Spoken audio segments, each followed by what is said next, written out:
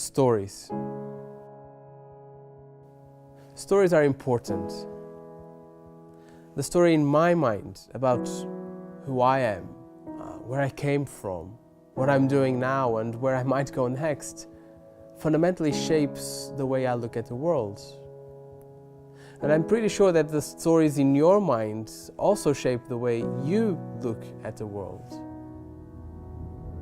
Stories are like the lenses through which we understand the reality around us. And they are very important in the process of us defining our identity, our values, and our relationships today. But they were also important for people who came before us. One of my lectures here at Newbold keeps reminding us that if you came to an ancient Jew and you asked him a very important question, like, for example, what's the meaning of life? He would reply by saying, let me tell you a story. That may be the reason why some theologians in the late 20th and early 21st century have been focusing so much on biblical narratives. And within that group, there is a group of theologians who have tried to reconstruct the stories that hide behind even non-narrative texts such as the epistles of Paul or Peter or John. The idea is that the biblical authors also looked at the world through the lenses of a particular story.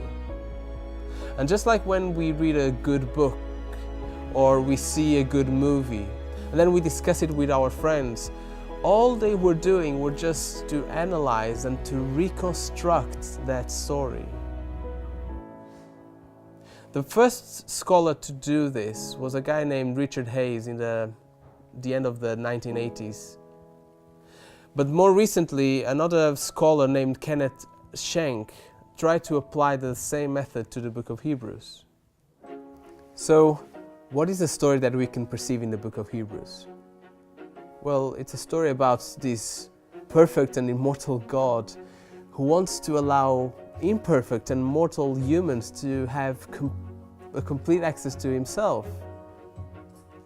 Because of that, he establishes a first covenant with Abraham.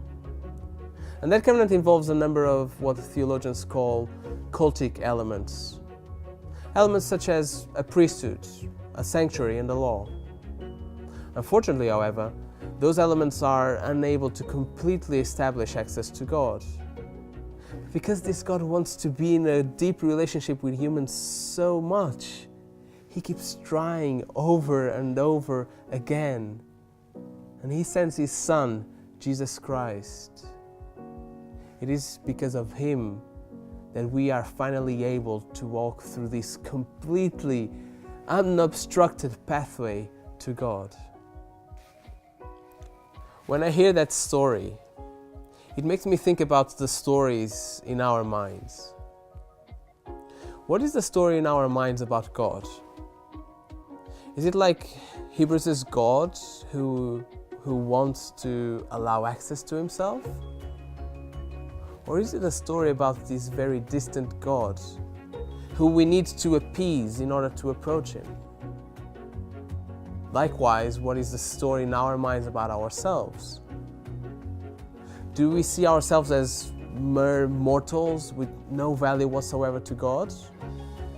Or do we see ourselves as so valuable that he kept trying over and over again to connect with us?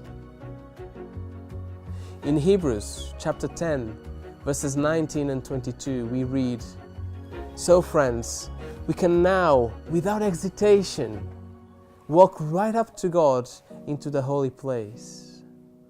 So let's do it, full of belief, confident that we are presentable inside and out." That's the story I want to have in my mind. And I would like to challenge you to keep that story in your mind as well.